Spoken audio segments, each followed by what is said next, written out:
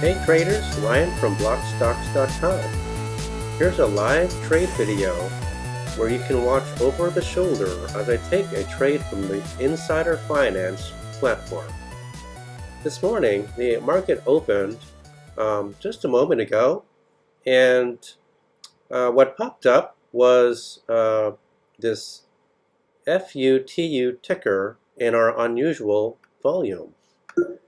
And when I come down here and sort by heat score, we do see that FUTU Holdings is coming up as puts in multiple orders. So we're going to click on this to bring up the ticker research. Here is the ticker research for FUTU. Now, if you don't know what this ticker is, it's FUTU Holdings, and what it is an investment holding company engaged in offering digitized brokerage platforms.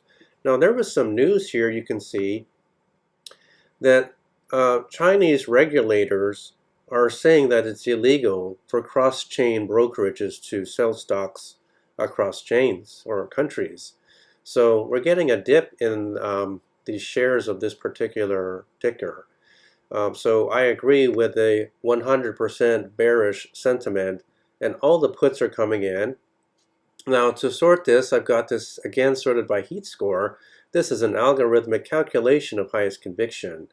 And we're seeing that we're getting a number of different expirations on November 12th, November 19th, and November 26th. And our strike prices is ranging from 35 to 45. Now, it's currently trading at 53. And the largest order coming in looks like it's at this middle one of $45. So institutional money believes that this particular ticker will drop from 53 to about 45 by November. So what we're going to do is we don't really want to take the trade for that long. We really just want to jump on the back of institutional smart money, ride this down in the first burst of momentum, exit before they knew we were even there, and pocket our profit. So let's look over here in our Thinkorswim platform to confirm that we agree with this trade.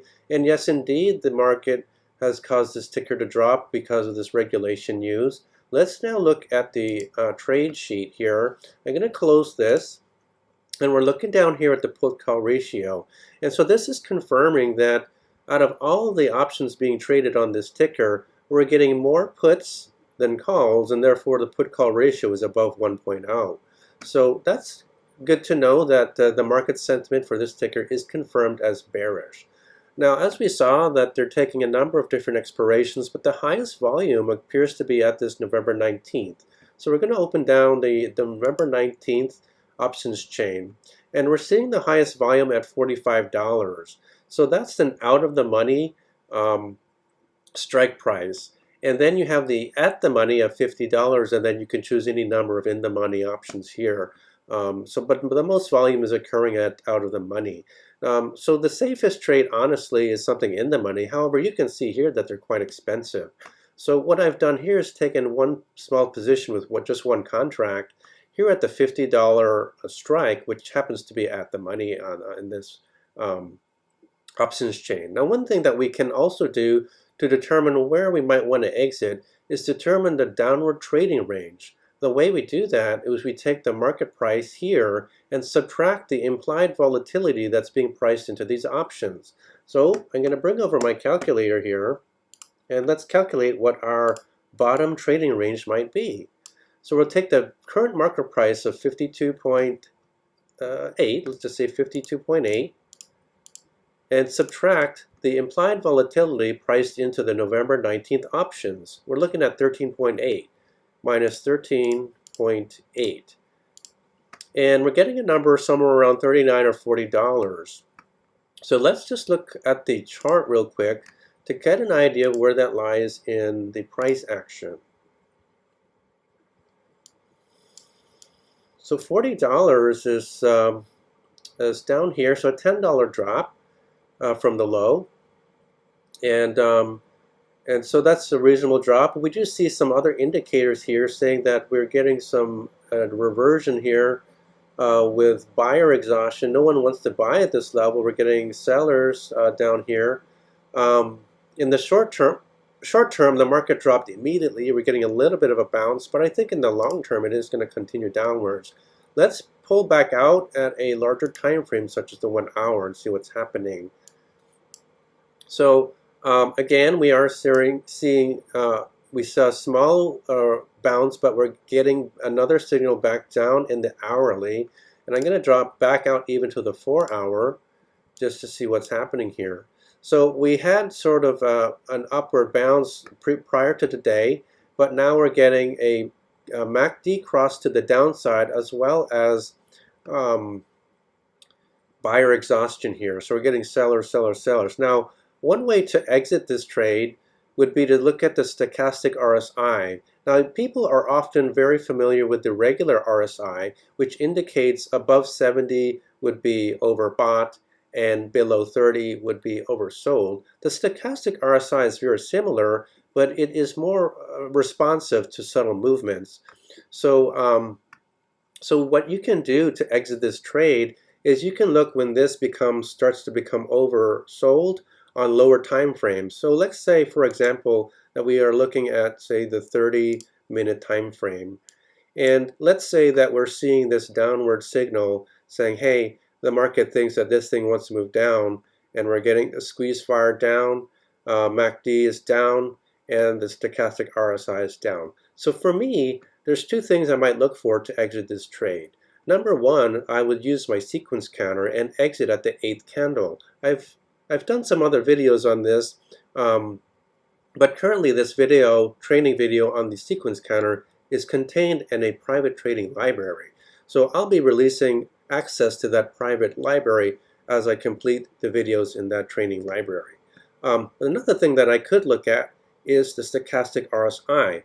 And as most indicators and oscillators are set up, as a short term versus a long term. And so when the short term stochastic RSI line drops below 20 on this, that would be a signal to me to exit this trade, because it's possible that we are going to be running out of sellers and some people might be trying to dip buy and scalp this trade.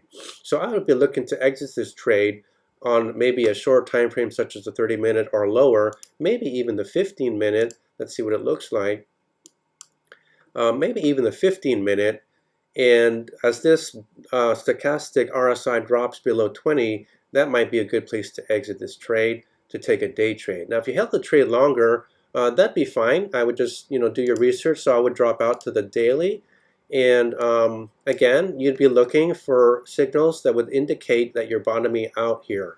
Now, you can see here that we're trading beyond the 2 standard deviation Bollinger Band. So we're actually trading into the third standard deviation Bollinger Band. So that is already bottoming out there. So it's not going to spend a lot of time right there outside of that Bollinger Band. So you want to make sure that you're watching these signals very carefully. As this starts to bottom out, we're running out of sellers. No more people don't want to sell at that level. So they're going to either, if they were short the position, then what they're going to do is close their position here. So they're going to get buying pressure right there. Not that they're wanting to buy this ticker because of the news is obviously negative sentiment, but they're buying to close short positions, which unfortunately creates a buying pressure, which causes us to bounce back up, probably to maybe the Keltner channel line or the mean line here. So that's just one way to trade this type of thing. I'm going to watch this ticker, and if I see some results here, either today or in the following days, I'll post another video or update to show you the results of this trade. Hey traders, this is a follow-up video adding on to my existing short position on FUTU.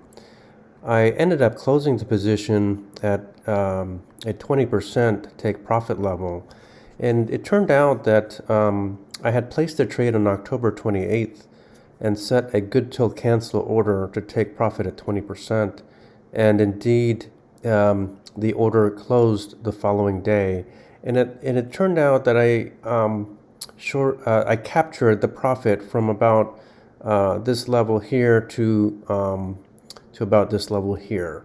Now, on our position, I'll show you this other picture here. I had purchased one option of the $50 strike, and when we go back here to the actual chart, we can see that the price did not actually reach 50, or even our calculation of the lower trading range down here. So this is just a really good example of how unpredictable it can be, but that we now have tools that can improve our chances and give us an edge. So the edge that I had here was that I could foresee a reversal and a downward move, and hitting some kind of resistance here. And as I had said just moments ago in the other video, that as short positions are closing their positions on here, that unfortunately it creates a buying pressure and causes a bounce back up. So you have to watch very carefully and closely if you're in a short position because of that kind of reversal based on closing short positions. So going back to my other picture here, just showing you the final profits in the trade was about 21%, and the trade was opened on the 28th and closed the following day. So it's a nice little profit to pocket in an overnight trade such as this. Thanks for watching. Watch out for some of my other videos. Happy trading.